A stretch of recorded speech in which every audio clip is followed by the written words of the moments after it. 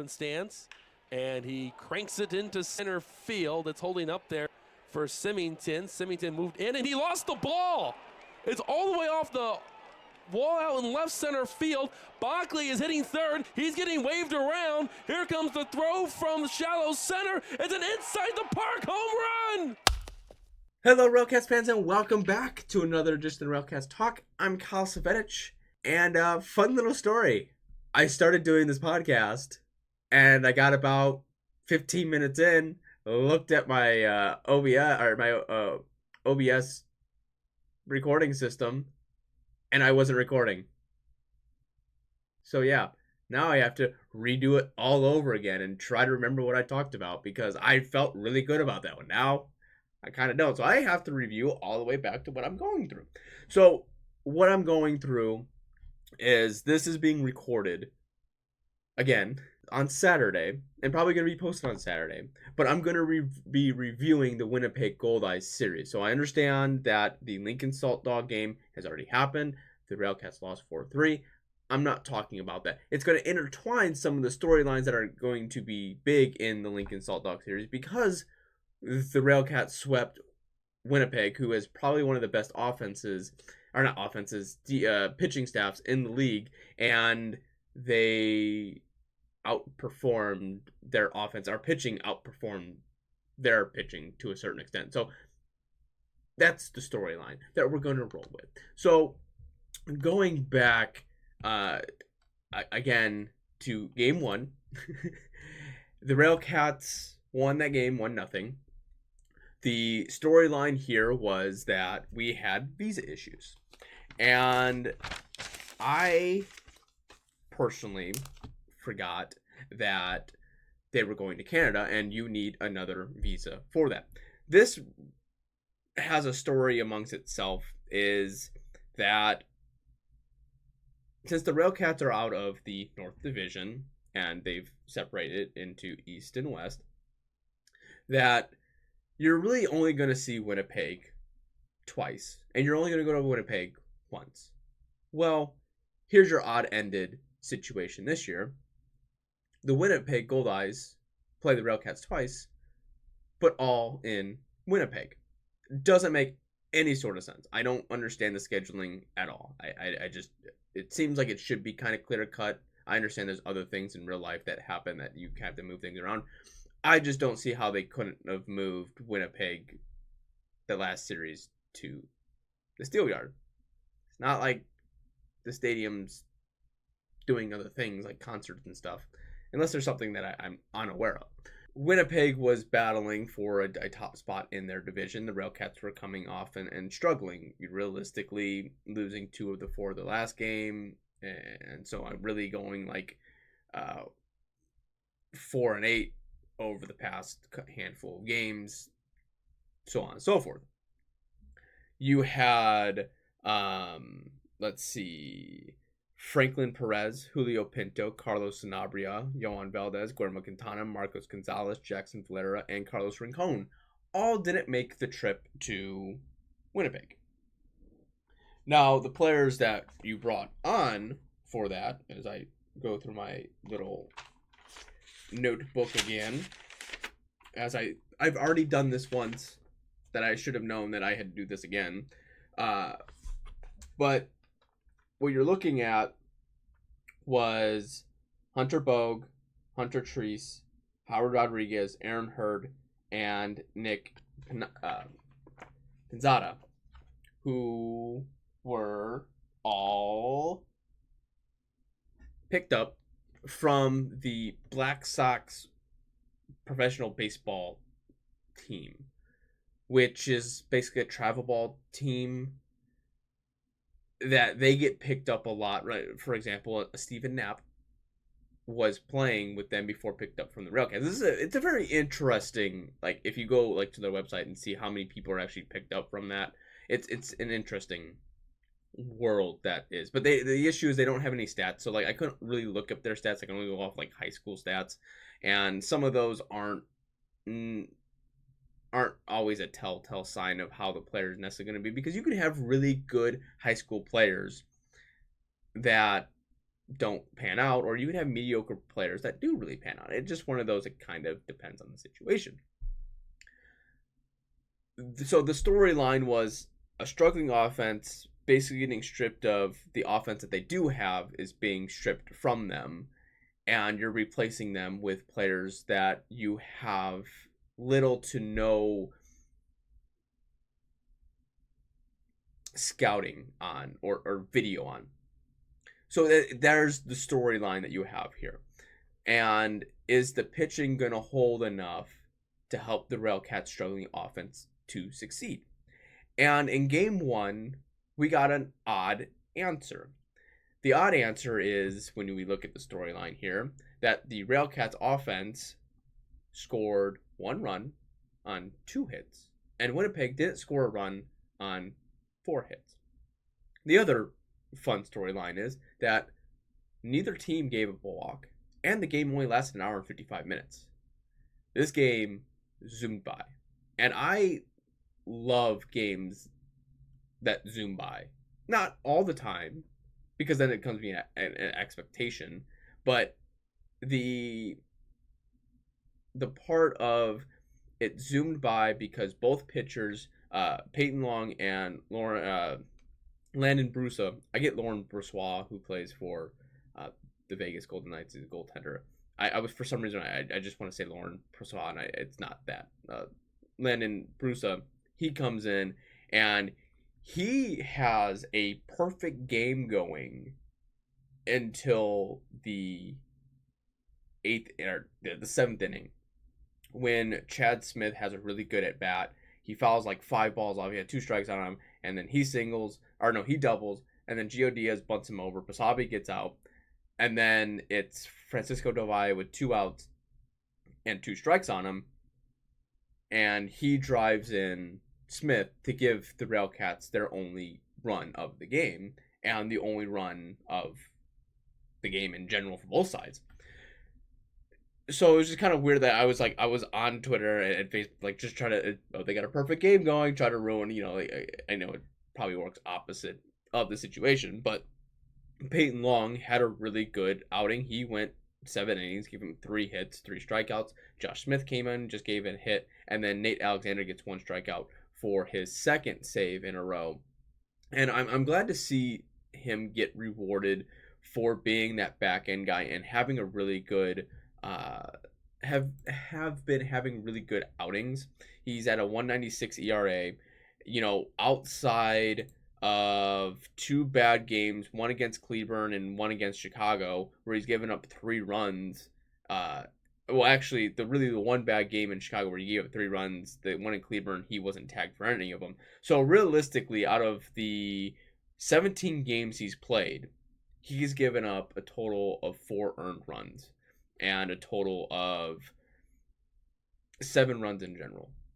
He is, I don't think we're talking about him enough, just because the team hasn't gotten to the point to where they needed someone to shut things down. And he has shown that he's done. You had a DJ Wilkinson, when he came in, you knew the game was getting shut down. I just don't think that Nate Alexander has had that opportunity yet, because realistically, he's only had 3 save opportunities, and it might be 4, and he has 3 of those. So it's one of those that even if there is a save opportunity, he hasn't been able to get it because they needed someone to just shut the game down and get out of the inning or get out of the game. It was good to see him. You see Chad Smith be productive, getting at least 1 hit. He got a hit when it mattered. And Del Valle got a hit when it mattered. And sometimes that just happens. You have to get hits when it matters. You could have 20 hits in a game, and they could all be singles, and you score 1 or 2 runs. Or you could have 8 hits and score 8 runs, just depending on what you do with that production. So sometimes a little bit of, when you get kind of messed in with the numbers, you have to look at the game and itself in a whole and break it down individually, because sometimes you may have, for instance, realistically, I'm going to go with an LG Castillo, who was productive in this series, but like the batting average doesn't show, the power numbers don't show, but the RBI show, just because you may have a sac fly or you just may be doing something to move the runner over. So like you don't want to get all distressed in the numbers game, but it's also something you have to look at and judge this by. So when it came to game one, this is a game that I would say the RailCats stole. As far as you squeaked by offensively against a really good pitcher, who it's going to be weird to see who they're going to tag as like the pitcher of the week, because you may have a pitcher of the week that went 8 innings, gave up 2 runs, or 2 hits on 1 run and 4 strikeouts, and still get the loss. Like, that's going to be a hard one to kind of to swallow. Like, that's a hard game to swallow in general, because you pitched your butt off and you still lost. It's going to happen. So game one was a fun hour and 55-minute game that I really enjoyed, and I think that just kind of sparked the rest of the series. You know, you go into game two and you have Ty Tiemann's on the mound. You're building off the momentum, and then he gives up 2 runs in the first. And well, the RailCats go down, or not 1, 2, 3 to a, don't go down 1, 2, 3, but they go down in order. Chad Smith gets out, Gio singles, and then Basabe grounds out into a double play. It happens. But then, you know, you have 2 outs, and then Max Murphy singles to right, and then that drives in Bronska.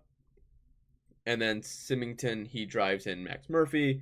That's the kind of style that you get. And you're like, oh, well, here we go. The offense is going to struggle, and we're already down 2 runs.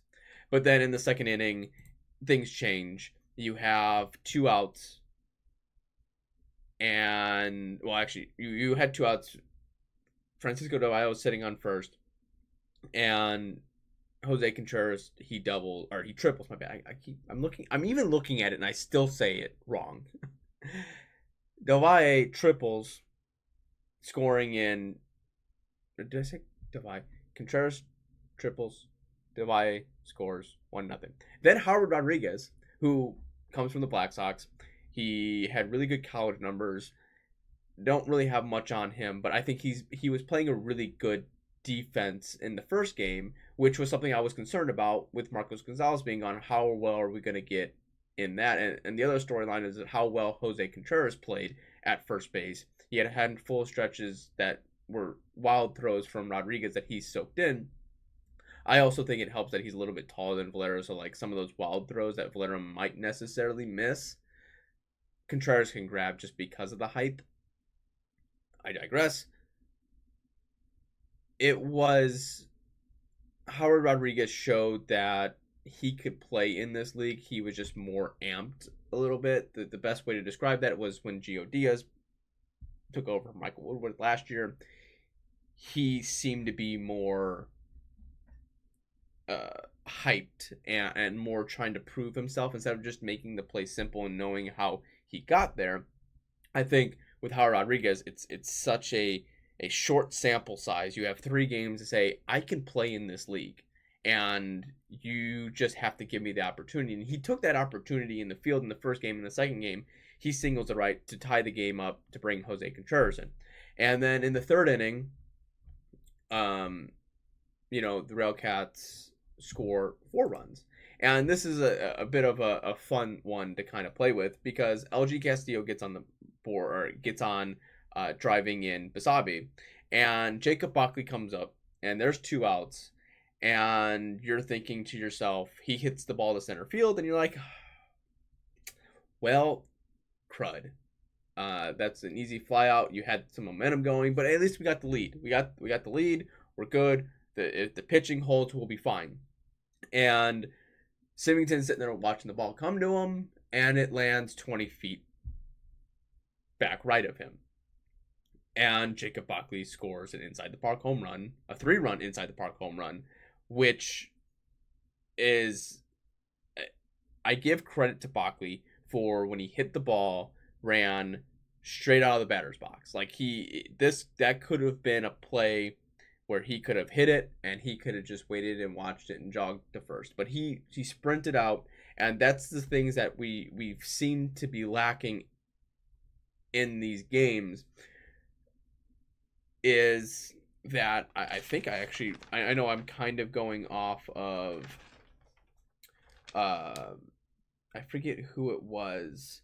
It was Sierra coming back, and he hit a ground ball or something like that against Lincoln, and he kind of half jogged it out or whatever the case may be. And I was just like, why are we doing this? Just run it out. You could have potentially beat it out. But my point is sometimes you have to hustle. I would rather have a team full of Bockleys than a team full of Rincones. I'm going off like the numbers wise, not saying that Rincon doesn't try, but there's some times where he does lack that. I would rather have a team full of Bockleys that are going to give you 100% every time he's up and doing something, just because more times than not, hard work is going to benefit you than putting in hard work, but then stopping every so often. Putting 90% of hard work in versus 100, more times than not, the 100% is going to outweigh the 90%. It's also baseball, very humbling sport. But Bockley getting the inside the park home run was the storyline in a half, and realistically at that point the RailCats had their big inning. Winnipeg comes back and scores 1 run, and nothing else from the game. RailCats again get out hit 9-8. They cause 1 error, but they score 6 runs. And Ty Tiedemann, he gives up 7 hits, but only 3 earned runs. And Ty Tiedemann, he's going to give up hits. That we have to accept the fact that he's going to give up hits. In every start he's had, he has at least given up 5 hits. That's going to happen. It's going to be one of those. He's going to give them up. It's just going to be a matter of, are the walks going to complement the hits, or the hits going to complement the walks? Now, he gave up 3 walks. Not terrible. The RailCats also walked 3 times. The strikeouts, he's just not going to strike people out. It's just not going to happen. He's going to give up hits, and it's just depending on what kind of night that we're going to get from the opposing team that is going to dictate what Ty's game is going to look like. If the other team is on, it's going to be a struggle for Tiedemann. But if Tiedemann is able to locate those pitches and the opposing offense just isn't there, he's going to have a really good night. And he did. He had 7 innings, or he went 6 innings. He gave up 7 hits and 3 runs, 3 walks, 2 strikeouts. I'll take that. If the RailCats offense is going to produce, realistically, the pitching staff, as I say, if you're going to give up 4 to 5 runs in a game, because the reason I say that is I always forget to. I don't want that. I want the league stats. The reason I say that is, they're going to give me the total. The total for the ERA, they're not going to give me the averages. Darn it. But realistically, it's going to average around to, I would say, about 4.5. 4.5, 5 is the range that we're kind of looking at. So, with Winnipeg having the best ERA at 3.53. Just putting that in a note. But that's, if you're going to give up 4 runs or 5 runs in a game, that's to be expected. That's the expectation. So when you give up less than that, that's a really good outing. It's a really good game in all reality. You score 6 runs, you give up 3 runs, you're going to win the game. And that's what we're kind of. And Casey Grimm, who I think being picked up from Lincoln, who has also played for the Black Sox, I really like his game. And that probably led to an Ian Walda being released, because of what Casey Grimm has been able to do. Now, I know this is going to entail his entire what he's done so far, but since coming over from Lincoln, he had the one game where I believe he gave up one run. Actually, that was in Winnipeg. The last game in Winnipeg, he went 1 1/3 inning giving up a run. Outside of that, he hasn't given up a run, and it just kind of sucks that his ERA jumps up to a 3. Like it's the hard part about being a reliever is like I had really good 5 games and I gave up 1 run and my ERA is 3. Like I mean, granted I get it. It's just how that one works. But I think that Casey Grimm being successful and he's not giving up walks. He gave up 1 walk, and I'm pretty sure that was when he was with Lincoln. And he's only striking out 2, but he's only given up 1 hit. Like I don't know why Lincoln got rid of him in the first place. That's an interesting story. Like they got rid of him in the first place. This was a huge pickup for Lamar picking him up. I think that was a great pickup for him. But then Steven Knapp comes in. He pitched the 3rd of inning, does his job. Josh Smith comes in, gives up 1 hit, and then Nate Alexander gets his 3rd save in a row. And this is another interesting story that we're gonna have to kind of watch. Is I don't know if it's something that I really like, is that even in game 3 it happened where it was Hunter Bogue comes in and he pitches 2/3 innings, and then Denson Hall comes in after him and in 1/3 inning. Like I feel like breaking up the momentum of the starting or the pitcher that's already in just to play the matchups. Now, granted, it's worked in the past 2 games, but I just don't. I feel like when you have the momentum, you want to keep that momentum. And it's not like the issue between the two is it's not like Hunter Bogue and Casey Grimm gave up, a hit and a walk, and then you're playing the matchup.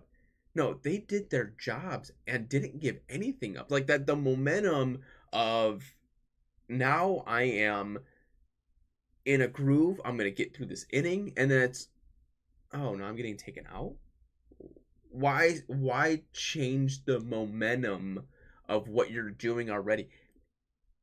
Have them give you a reason why they should be taken out of the game.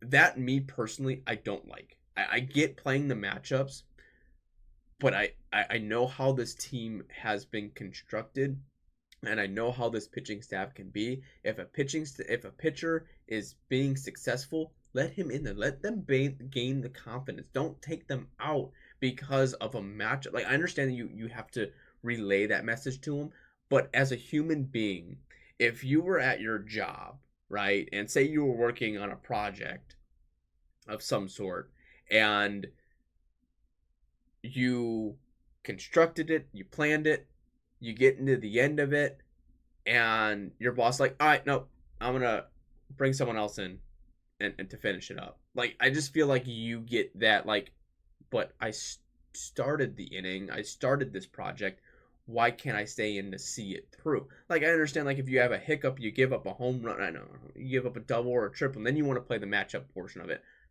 Sweet, got it. But I just don't understand that.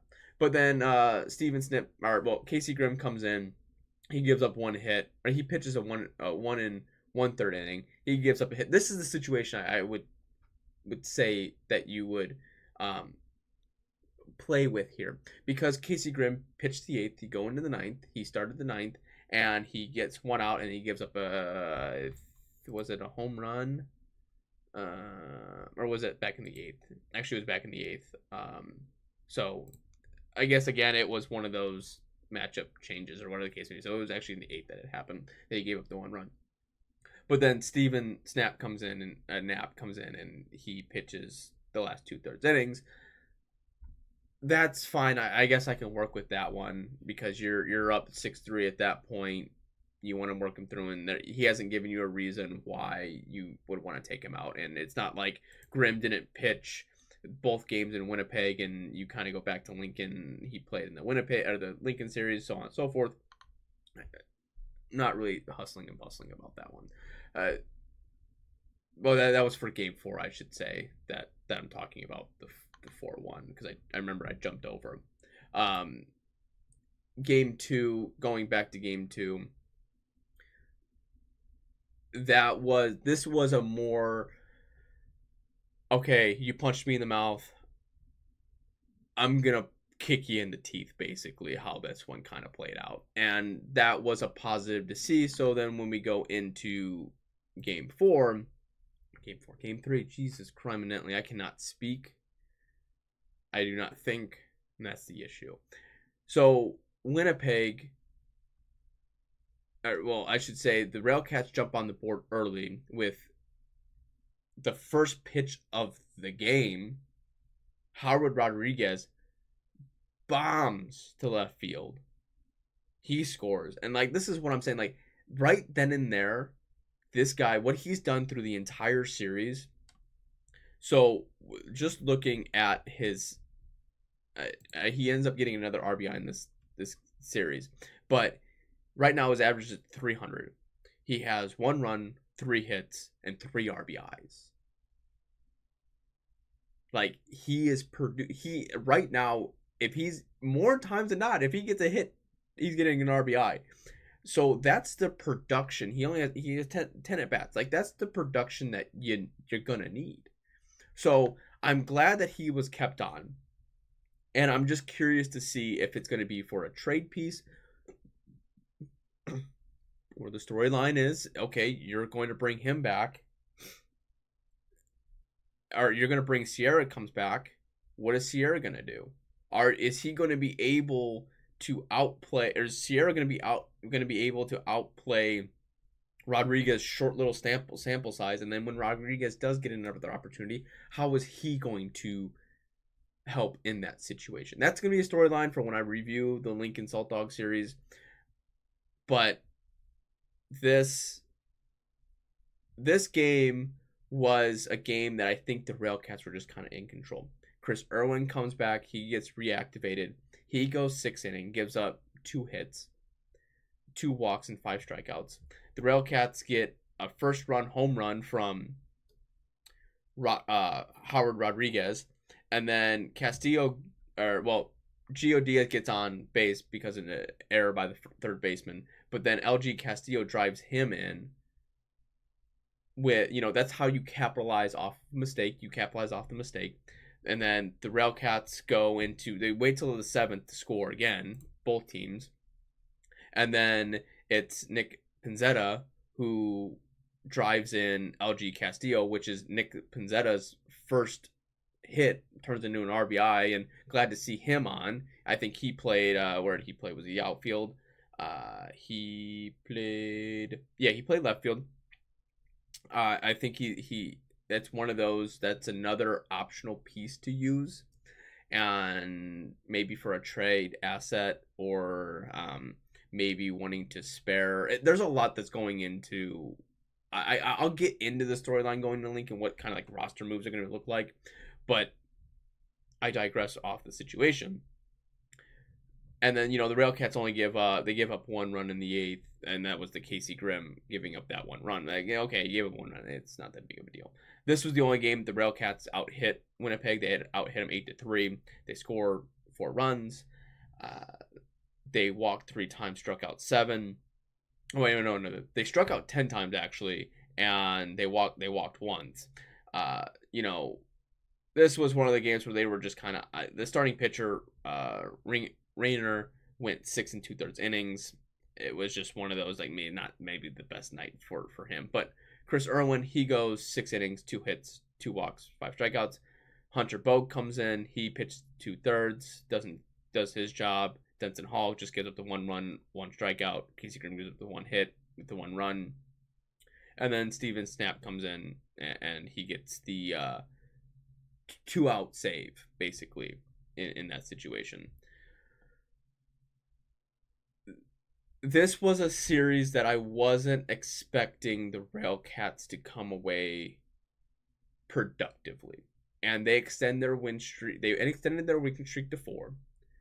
They sweep them, which that was the first time that happened since last year with King County. And you just want to build off that momentum. And granted, I understand when at the time of recording this, the RailCats lost 4-3 against the Saltdogs last night. That was a good game. That was a game that you just didn't get that little extra oomph. You're running a 4-game winning streak anyways. We're just be happy that we're running a four-game winning streak. Now it's a matter of, can they battle back and win 2 more to win the series? But moving on from, just trying to avoid that. The storyline is, so you bring back all those players, and the only players that you do bring back is Howard Rodriguez and Nick Pizzetta. Those 2 players, really Howard Rodriguez was the only one I'm like, okay, let's bring him on. Let's just keep him, and we're good. The other story, and then bringing in Pizzetta, I'll take it, see what they're going to work with that on that aspect, if it's going to be like a trade inside or trade inside the league or other leagues, or just using him for something. Like I don't mind the discardment of just like, okay, get rid of them, because they actually showed that they could do something. And I think Pizzetta was one of those, like, okay, there might be something potential here, so let's keep him. But I think Howard Rodriguez, if he was released, I'm like, what are we doing? Like, he's gaining that competition. Like, you need someone to drive someone better. And the way the season's going is, if someone's not producing at the level you want them to, and well, maybe they need to sit the bench more, or maybe they need to go on the stable list, or maybe they just need to go somewhere else. Options are always better than not having the option. So I think this is kind of one of those, he has the Lamar has the options, but is he going to utilize those options, or is he just going to let them sit in the cupboard and get covered in cobwebs? The other storyline to this is that this 4-game winning streak starts against Lincoln, and Cooper Edwards is the pitcher, or is the catcher of record in that game. And the pitching does well, and the pitching does well this entire series. So are we looking at what's the team going to look like on the mound versus what on the mound of what they did in the Winnipeg series with the Lincoln series? That's the storyline to look at. The other storyline to look at is, okay, Miguel Sierra comes back, and how does he do in the Lincoln series? What kind of production are you going to get out of him? Where are you moving people around to? You got Marcos Gonzalez back, so he's got to be in the lineup. Rincon's back in the lineup, so what are you going to do with the outfield? The infield, what are you going to do? I realistically, at first, I don't really see much of a difference there. You're probably going to see Quintana more, because he does have the offensive numbers that Edwards necessarily doesn't. And the issue with the Edwards is that it's the same fate that I think Gio Diaz is falling into. Is he's getting really good hits, but they're going to someone, or someone just making a really good play, and there's nothing that you can do about it.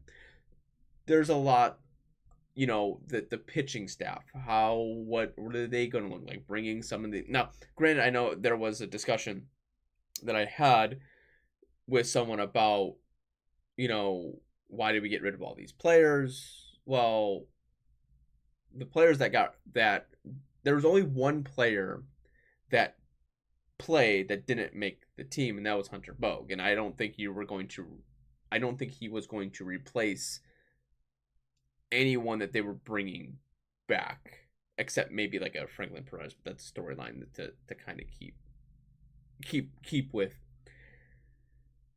It was just interesting to see how this game was going to, how this Lincoln series is going to play out. What kind of adjustments? What are we, at the end of it, what are we walking away with? If we can get 2 out of 3, that will gain momentum, because this road trip turned into a huge success. Winning 5 out of 6 games is going to be a huge success. Now, even if we walked away, well, I won't even want to say that. We need the series win. Lincoln, we need the series win. It was funny because I was actually leaving work yesterday, and I'm in my truck, and I hear a familiar voice say, "Hey, nice hat." I look over, and it's Brandon. And Brandon was going shopping, and we sat there and we talked a little bit. It was a great, nice little conversation to have. We talked a lot about a lot of things. Some things that I kind of keep personal to that point, but a lot of it is what it comes down to is Lamar Rogers willing to break his connection with some of these players? And I actually had the same conversation again with Ryan and Nick on the Indie Ball Report, which is probably going to be out before this, which you should go and listen to because I had a fun time doing that as well. Was what kind of organizational changes may need to be had, and maybe not necessarily like looking at Lamar Rogers and saying, you know what, he needs to go. It's more or less of, okay, when you look at Kent Willis, when you look at Ramon Ortiz, and you look at Lamar Rogers.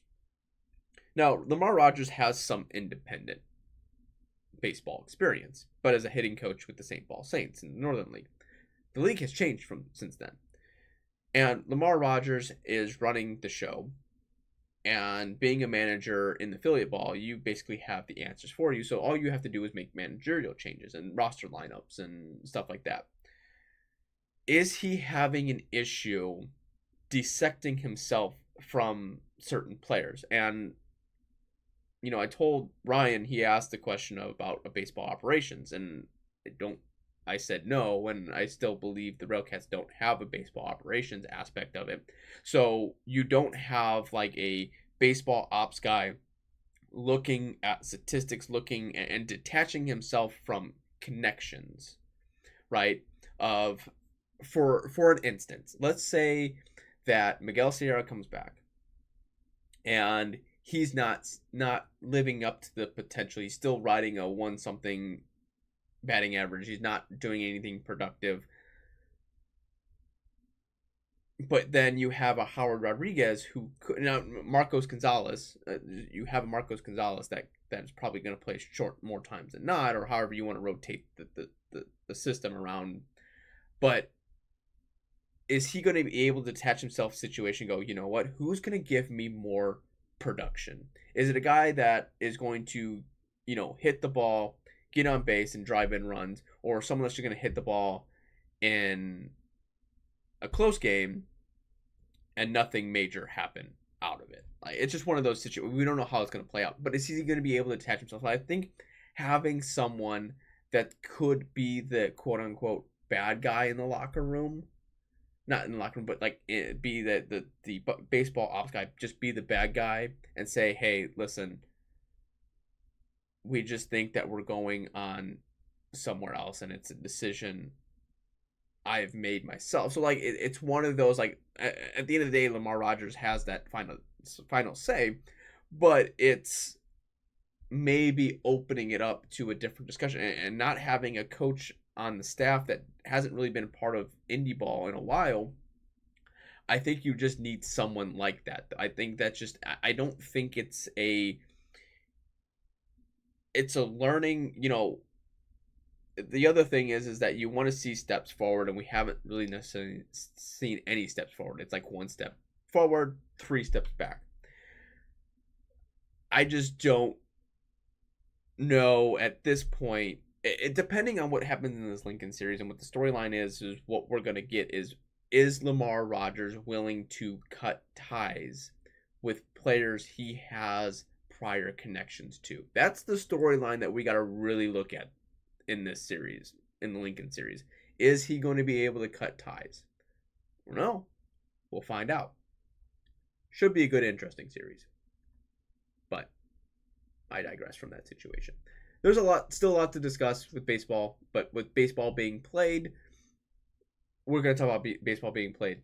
And then if I have an off chance of talking like outside of baseball being played, I may talk about that. But if you want to hear more of like my opinions on the front of like a baseball ops or like managerial stuff and that kind of stuff, go listen to Indie Ball Report from Nick and then Ryan and listen to that, because I give you more in depth in that. I know I'm kind of pushing content to another podcast platform, but they also deserve it at the same time, because they're the ones that ask the questions. And sometimes the hard part about doing a podcast by yourself is that sometimes you don't get the chance to stop and think and look at other perspectives of the game.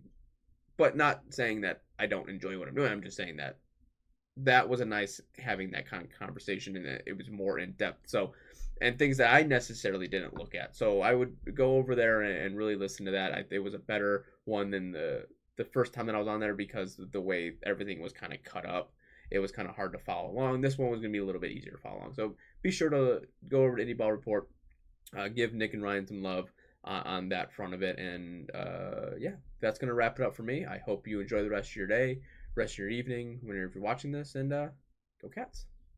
The 0-2. Swing and a miss, strike three. Wrap this one up in green and white.